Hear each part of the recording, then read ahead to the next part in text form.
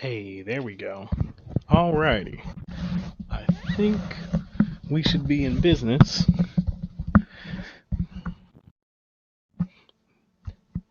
Good, good. So, let's make sure we're all set here. Alrighty, here we go. Hey, everybody. This is State of the Nerd Union here with your main man, Steve Fox, also known as Imminent Doom X. You might notice that there's a couple of fewer faces on the show here today. I have finally succeeded in taking over the entire channel. It's going to be Doom all the time, every episode, every day forever. No, I'm just kidding. Both Jerry and Kenny have some other stuff going on, so I'll be holding down the fort today.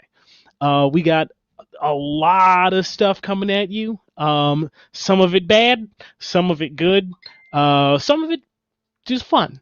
But we got a lot of stuff to get through. It'll probably go pretty quick because usually y'all know how I am. I can banter endlessly with both Jerry and Kenny, but amongst myself, it'll probably just be a little bit of just blasting the news out and about. So real quick, let me just make sure the other streams are running. It looks like Twitch is going good. Let's pop on over to their Facebook.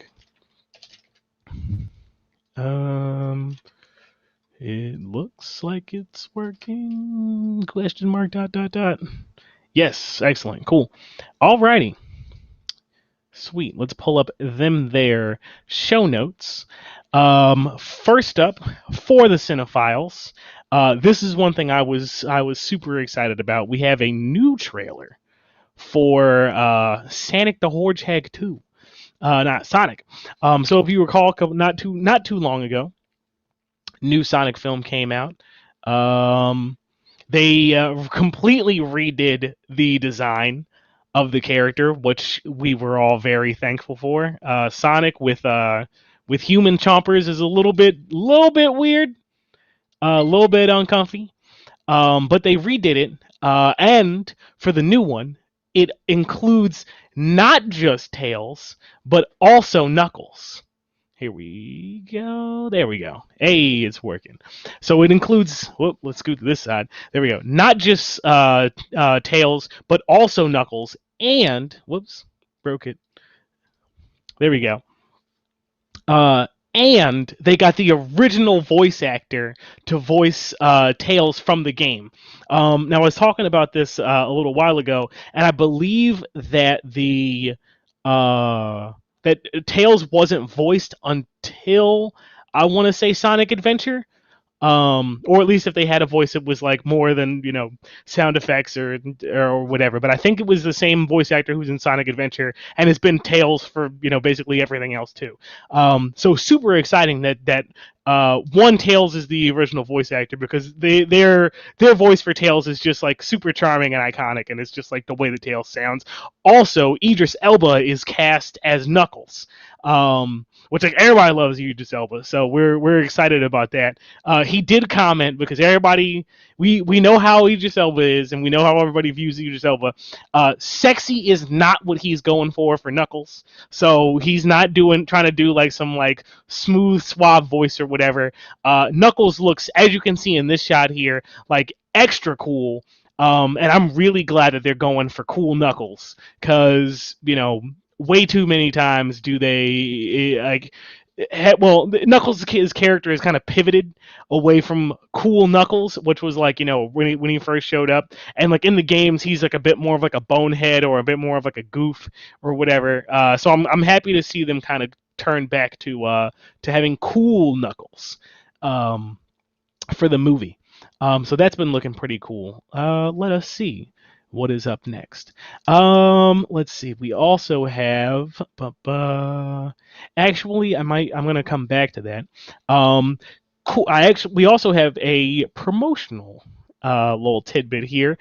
This Sunday, I'll be joining a good friend of mine, Sterling's web show called The Blurred Bar, which is the podcast that serves up culture and cocktails, viewing your favorite nerd media through a black lens. We'll be looking at, or at least for the section that I'll be a part of. I'm not sure if I'll be there for the whole thing or however we're going to work it out. But we'll be talking about the newest Spider-Man film that's coming out. I think, if I remember correctly, I'm going to see it at like 1 a.m. on Friday, technically Saturday morning or whatever. So it'll be fun, and that show will be on, I believe, which starts at 8 p.m. EST on Sunday. So that'll be when we'll be a part of that. I'm looking forward to being a part of the Blurred Bar cast for a crossover episode. So it'll be fun, and we'll be sure to throw in like links and so forth in the chat, which actually one of which I do have handy. And I'll throw that in so it'll trickle down to all the other stuff. And here we go, link tree. Whoop, whoop, whoop. I think I have to do it in here. Will this work? Question mark, dot, dot, dot.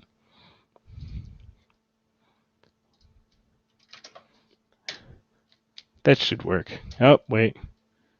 Will that work? Yeah, there we go. Cool. Although this one's better because it doesn't pipe through Facebook. So there we go. Alrighty, hopefully that propagates down through. All right, moving on. Jumping into game time, which is my favorite section, of course. Surprise, surprise. Let us see. Whoop. I have too many tabs open and I'm juggling too many things. Here we go. So, for folks who aren't aware, Unreal 5 recently came out with a new tech demo, or I guess the Unreal folks came out with a tech demo for their Unreal 5 game engine, and it looks fresh. So they paired up with the Matrix for the Matrix Resurrections film, which is coming out like close to Christmas. I think it's like the 22nd or the 23rd, something like that, like right before. And they did this really elaborate interweaving of like actual cinematic with digitally made images of Carrie Ann Moss and of I'm blanking on Neo. Yeah, I'm blanking on his real name for some reason. I'm like, don't say Shia LaBeouf because that's not even close. But yeah, this is embarrassing. It'll come back to me. Whatever. But yeah, they like very expertly wove in shots from both of them, and they have this cool little cinematic that you play with. The gameplay wise, it's not particularly like a whole thing. Where it's not meant to be a game necessarily, but it's more of like an environment sandbox to play around with. So these photos that are up are some that I took from playing a little bit to just take some shots. This one here is of a cinematic, it's like a cutscene, but you can see like the particle effects that are throughout the image. Hang on, let me like freeze this so it stops clicking around. You can see the particle effects in this image and like just how many things and little objects that there are as the bridge shatters and like collapses around. There's like the also like glossy little look on the bottom of the ground where you can see the light reflecting off at various angles, and it looks very real, possibly more real than me. And you can see like here in this shot, you can see how the what they used to call like the God rays reflect off of the buildings and so forth. Like this looks like you took a drone and like flew up into New York or something and then set it about. This is me doing an excellent parking job. You get a little bit of here. You can see how the cars crumple and dent around and how the light reflects off them in different forms and fashions and so forth. If you can't tell, I was super impressed. This is like the way that it's able to seamlessly swap in and out. I'll just let this guy keep rotating. The way that it's able to seamlessly swap in and out of cinematic cutscenes back into gameplay, and there's no major or even really even minor swap between how polished the graphics look. And this is these screenshots are coming off of the PS5, where I took them there, and we did see a little bit of like frame rate lag here and there. So I suspected at least that on the PS5, because once the system comes out, when we're coming out with new chips and we're coming out with new stuff, it's already going to be a little bit behind the eight ball because they have to pick some specs to develop more. So the even PS5 is the new hotness isn't running on the absolute latest stuff. So we could tell like that the performance that it was outputting was kind of like pushing up against the threshold of like what the PS5 could handle, in terms of like the draw distance was a little shortened, or things that you would look out in the distance were like kind of like they would clip into being, where I've seen other folks do reviews of the same thing on PC, and like for them it worked just fine. There was no like delay in far distant draw distance of like objects and entities and so forth like that. So for this stuff, like I was super impressed. Like it was a very fun tech demo. Also, it's Matrix themed, which like one, I love the Matrix, if you can't tell. But also I'm just like super excited to be able to mess around with it and to kind of like have any vague semblance of a Matrix video game to play, which I hope inspires them to do another one. Because I've mentioned it on the show before. My favorite Matrix game is the Path of Neo, and I feel like they did an excellent job with it. And the Wachowskis, added extra content just for the game. Some of it was kind of bonkers, but extra content nonetheless. So hopefully they'll do the same thing, and maybe we'll get a new Matrix game similar to the visual quality of this sometime in the future. That'd be pretty great. Let us see.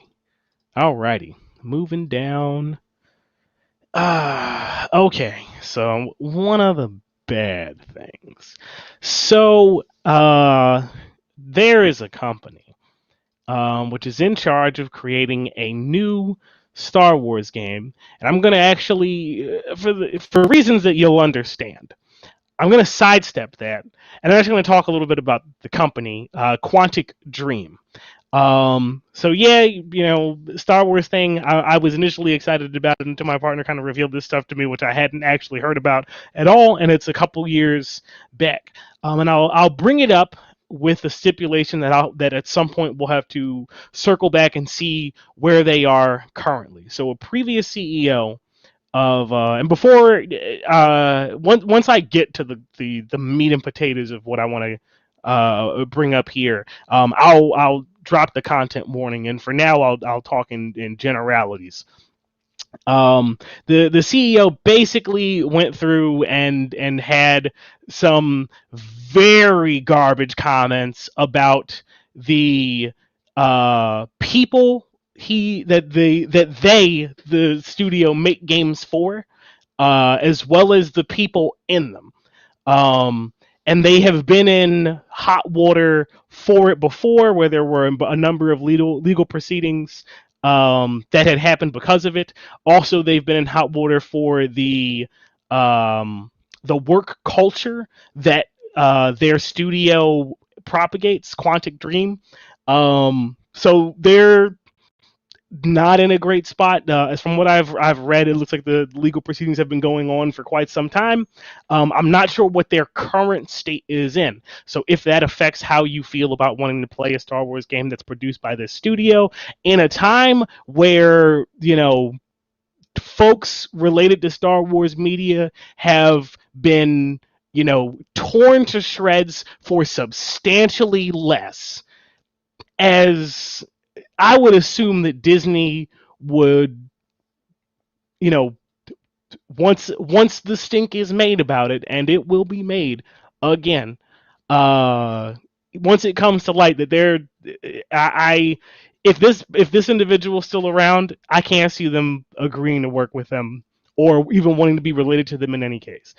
So let me find the quotes first, and I'll drop the content warning. But the content warning here is for comments of sexual nature, sexism, and homophobia. So if you don't want to engage, you can mute the channel or something, if you're watching, I'll give you this signal or whatever. This is the content warning now, and I'll do it again when you want, if you want to re-engage, and you can re-unmute. Let me get his quotes here. So, quote unquote, David K. Let me get this person's name. So it's the quantic dream like executive members who. Here we go. So a quote from David Cage, quote unquote, doesn't make games for fags. Where's the other one? Where he also comments, all women in anyway, quote unquote, in my games, all women are whores, and I don't want to read that one.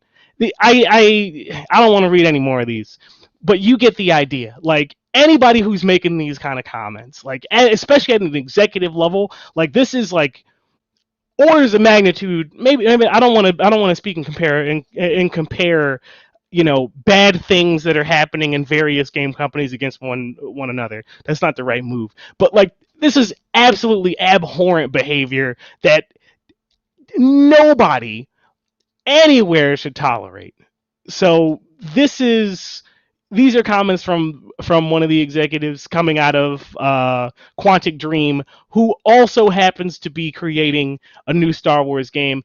I don't even want to talk about that Star Wars game. We need to figure out where these folks are at now. Did they get rid of these fools and they're gone? I honestly got to check, and I got to dig into it. But I can't not bring that up as something that happened. This wasn't like 10 years ago. This was back in 2018, 2019 type of stuff. So this is but a hot sec. So content warning resolved. If you want to come back in, you can unmute and jump back in. But I couldn't not talk about it. I'm not going to get into the stuff about the Star Wars game. If you want to look it up, you can look it up. We'll get into it another time once I review some more stuff. But I didn't want to let that slide, especially in a time where we're talking about a lot of video game companies who are doing garbage stuff. And this was one that slid under the radar because of the high publicity of Activision Blizzard, and Quantic Dream is not a small studio. They have done some big name stuff in the past. They also produced what was that robot game? Being Human, I think it was. They also produced and created that one. So not a small studio, but in the wake of the Activision Blizzard nonsense that's been going on, and which there is more. This one slid under my radar, so I wanted to make sure that it was spoken about. And didn't fly off to the side and let the excitement of new Star Wars game kind of take hold and push all that other stuff to the side, because this is recent stuff. It's not at all like oh, that was X amount of years ago when the CEO is not even the same and they've done so many stuff. This is 2 years. Like, we know that's not enough time to completely resolve everything and have the whole culture shift. Here we go. Other game news. Monster Rancher, not Monster Hunter, Monster Rancher fans rejoice. Excuse me. So there has been a new re-release and update of Monster Rancher 1 and 2, which for fans of the old anime and video game, you might recall came out back on PlayStation 1. So for the basic crux of the game, for those who aren't aware, is it's basically Pokemon, but with CDs. And it's fully encapsulated by that. It's during the anime Pocket Monster craze. Essentially, what you could do is you could take any CD that you had, put it into your PlayStation, and you would spawn like a new monster that you could train and fight with other monsters and so forth, and that kind of stuff. And back in I don't know, like 98, 99, whenever this came out, you know, we all had impressive not record collections, but record and CD collections. Now I recently bought the game and I've only been able to play it for like a half an hour or so, so I haven't messed around with it too much. I'm like quietly hoping, I really hope they took that CD thing out because I don't have CDs anymore. um but seriously though, it's a super fun game, highly recommend it. They've made some additions to it that allow you to kind of go online and you can play with other folks around the world and battle with your friends and do all the things that you would expect a modern copy of a game to do. I'm looking to dig into it a little bit. I might play it on stream, but probably not because I almost never do. But it's been a good time, and I'm happy to see, you know, the video game preservationist in me is always happy to see, you know, ports of stuff coming to PC that with like meaningful revamps. At first glance, it looks like it's a very simple, like emulated version of the game. Like they didn't touch up like the graphics or anything like that. It's just a PC port, but it comes with the upgrades that you would want from a PC port, especially one that comes in 2021 to a game that's, you know, however many years old, probably old enough to vote and so forth, blah, blah, blah. Unlike the Final Fantasy Crystal Chronicles port to the Switch, which is hot garbage, but we won't get into that. All right. Bad news. So the inventor of the NES and SNES unfortunately passed away this week. Lead architect Masayuki Uemura passed away this past week on December 6th at the age of 78. And I'll read a little bit of the excerpts here that come from the article on Nintendo Life. So the Famicom, the system that would become the NES over in the U.S. and the Western world, was basically the brainchild of Udemura, who joined Nintendo as an engineer from Sharp back in 72. Back when they were still, if you don't know this, but before Nintendo was, you know, one of the biggest names in video game development, they also used to be just like a toy company, and they were exploring moving into electronic entertainment, and that was kind of back when, other anecdotal stuff. But back when Nintendo's second R&D studio was created, Udemura was placed in charge and was quote unquote instrumental in the development of the Nintendo's color TV game systems. And it was like their first exploration into the realm of domestic video games. They had done arcade stuff before as well. But these were very basic gaming systems that had like relatively quote-unquote crude built-in titles. He started on the Famicom in 81. And the NES or slash Famicom total sold 61.91 million units, and 20 million were in Japan alone. So, you know, as lifelong gamers, for, you know, obviously Kenneth and Jerry and I, you know, for me, my first system was the Super Nintendo. So that was the one that like introduced me to like the world of gaming. My mom also had an Atari, what was it, 2600 and whatever the other one was. But like the first thing that I really started to play was the Super Nintendo. So yeah, thank you for all of the hard work, Udemura. Let's see. And with that, we'll be moving. Actually, we don't have much for In the Tech, so I'm going to pivot straight to our main topic, which is jumping into more Activision Blizzard nonsense. So, let's see. Brief go over of Activision Blizzard stuff for folks who might not know anything of what's going on. So Activision Blizzard has been in hot water for basically an egregious workplace culture that's many have said has basically been like drenched in alcoholism, sexual assault from executive employees down to the regular employees on a regular basis, basically for the past like 10 years plus.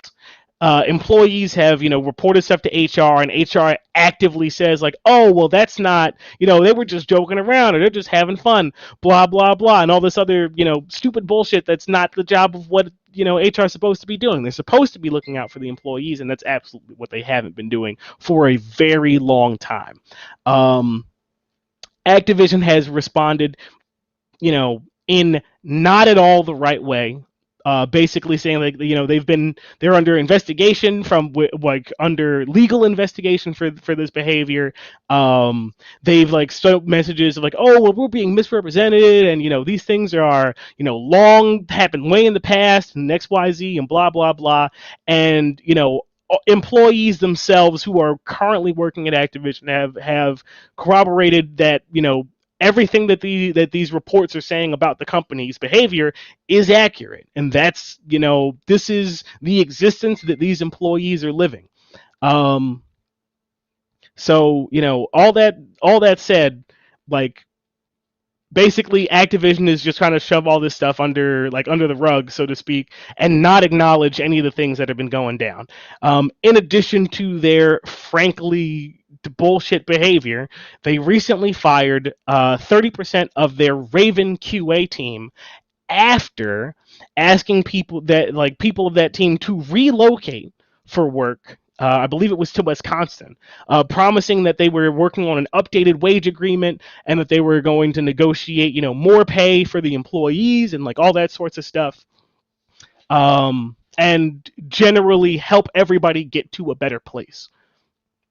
What's actually happened is they knew like, oh, I think, most of that team works on Battlefield, if I remember correctly.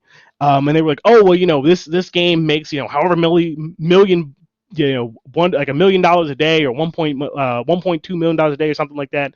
And like end of the quarter is coming up. We want to make numbers look nicer. So best way to do that is just like, oh, well, this game's been out for a while, so just roll some people off. And so you've already asked these people to upheave their lives to move to a new place under the guise that you're going to pay them more money, and they just up and fired them, not because they were underperforming. For all the employees that were let go, none of them had in any official statement. They were all said to, or were let know that performance was not a factor in why they were let go. So these are all people who are doing what they're supposed to do. They're experienced professionals, throwing down, getting work done, and supporting the game that they were hired to support, and they're just let go for a completely arbitrary reason, which is just because they just don't want to pay them or whatever, at the end of the year. And there's other people, like they're doing these meetings one by one. So there's more, the other employees have no idea, like, oh wait, are we still on the chopping block? So being in this situation, other Raven QA employees are walking out in solidarity alongside the QA workers, of that area, but also Activision QA workers from Texas and Minnesota for the unfair treatment that their co-workers are experiencing, and are willing to do so, quote unquote, indefinitely. So Activision has had other walkouts go on this past year, which have been like for, everybody leave for the day or whatever, and you just all halt work. But these folks are saying like, yo, like, this is it. Like, I'll be gone as long as it takes me to be gone. And additionally, this one I was super excited about. Employees at Activision are talking about unionizing in order to actually make their voices heard and have more substantial power as a unified entity, rather than kind of being disconnected. The more knowledge that the collective has, and the more that you can agree upon one singular goal, and the more people you have backing it, the better for everybody. In the game design community, my best understanding is that, most of the time folks, if they're mistreated, they're just like, screw this, and they throw up their hands and they go and they make their own indie game dev studio, which is on one hand great, but it never solves the problem of, there are still these people who are who don't have the like socioeconomic standing to fuck off and go make a new game studio, or they can't move from where they are to where you would need to be to do so. The whole work from home thing has only kind of fallen into the regular tech space at large more so since the pandemic as a demand of that experience.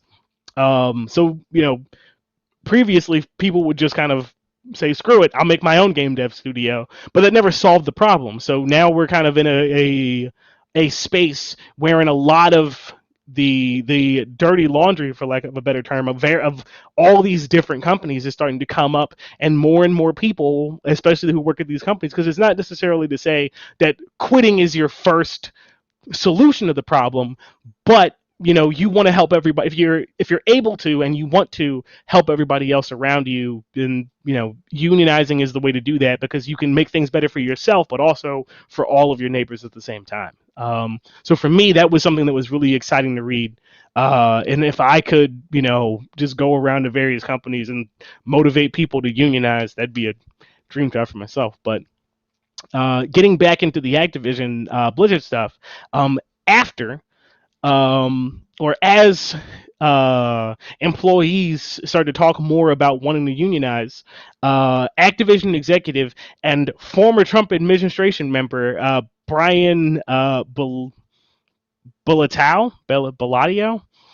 sent a basically cookie cutter union busting email to the staff, basically, and I'll read some excerpts of it, just to kind of get some points across.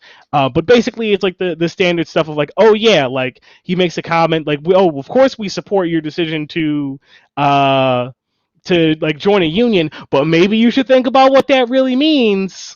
Like wink, wink, of like, if you join, as if to threaten of like, oh, if you join the union, we'll just like fire you before you sign on the dotted line, or if you choose to sign on the dotted line, or what have you. Let me grab a little excerpt here. This is a bit from Activision, or sorry, not Activision. Sorry, from Kotaku. Whoops, I gotta hit the right button so it shows up on screen. But there we go. Oh wait, that's not readable. Hopefully that's readable. Let's check the stream. Kind of, sort of. Well, here we go. But this bit here, because this is where he comments on this. This little bit up here, not to pull it out of completely out of context. It's just kind of the regular Activision fluff that people have saying like, oh yeah, we're dedicated to diversity and inclusion, etc., blah blah blah. Even though we're not doing any of that and haven't been doing it for a very, very long time, as all of you employees who work here well know. But in any case, as you may have seen yesterday, where there was a communication supported by the Communication Workers of America that asked employees to sign and submit union authorization cards. I want to be clear about this. In bold, the leadership of Activision Blizzard supports your right under the National Labor Relations Act, NLRA, to make your own decision about whether to join or not join a union. Which basically is like, hey, I have to say in this email, because my lawyer probably dictated it to me, that I need to say it in clear, not uncertain terms, that I support this because I'm legally required to do it. But then he goes on to say, as you make this decision for your future, we ask only that you take the time to consider the consequences of your signature on the binding legal document presented to you by the CWA. Once you sign that document, you will have signed over the CWA the exclusive right to, quote-unquote, represent you for the purposes of collective bargaining concerning all terms and conditions of employment. This means the ability to negotiate your own working conditions will be turned over to CWA, just as the document says. It's like, yeah, that's what a union's supposed to do. It means that they'll go to bat for you so that you're not stuck doing it by yourself against a massive corporation with comparatively infinite power to yourself. Like, that's what it means. That's what it does. Like, this is just like regular, flavor crap of like, oh man, you don't want people speaking on your behalf and making decisions for you or whatever. That's not cool. That's not fun. Like, come on, like this, he as a previous Trump administration individual who had been called a bully before, like this is more or less what I would expect somebody with that reputation who's hired by Activision specifically to manage this kind of culture, is one that this individual would not at all be, a stranger to this type of work environment. Um, so, I'm not surprised at all by Activision, but like I am angered to see them constantly choosing the wrong option. There's many different choices and there's many different options, and they just are consistently picking the wrong ones. And I really hope that enough of the like shareholders and so forth are able to kick out the executive board people who are making these kind of decisions and like allowing this kind of culture to propagate. Whether that happens through, the shareholders kicking out the board members, or rather it happens through legal proceedings that hold individual executives accountable, or the company as a whole that costs them a whole bunch of money, and then the shareholders decide to do it.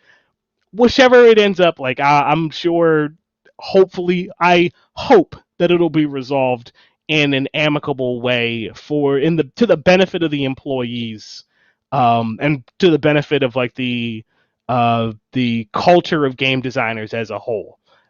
This kind of change, like the kind of stuff that we're going through right now, shouldn't just be, oh well, that's just Activision. Like these are problems. Like they might be one of the loudest situations that we're talking about right now. But this kind of stuff like isn't exclusive just to them. Like these are cultural problems in gaming that need to be addressed. And I'm a firm proponent of like, any business entity or of workers should have a union. Whether as the individual, whether you choose to be a part of it or not is up to you. But ultimately, like the unions exist for a reason. If you're not super familiar with U.S. history and unions, like go look it up. It's a very violent past. There's a reason that we have them. They work, they can work very well. If you want to be a part of it, I prefer that people have the option to. If you choose not to be a part of it, then that's okay. If you decide it's not the right thing for you, but having the option there is better than not, because if you don't have it, you got to fight for it, and that's what people are doing right now. All right. Let's take a look. Cool. I think that might be just about everything that I wanted to hit on today. I think there was one other thing, however, and I think I forgot to add it to the notes.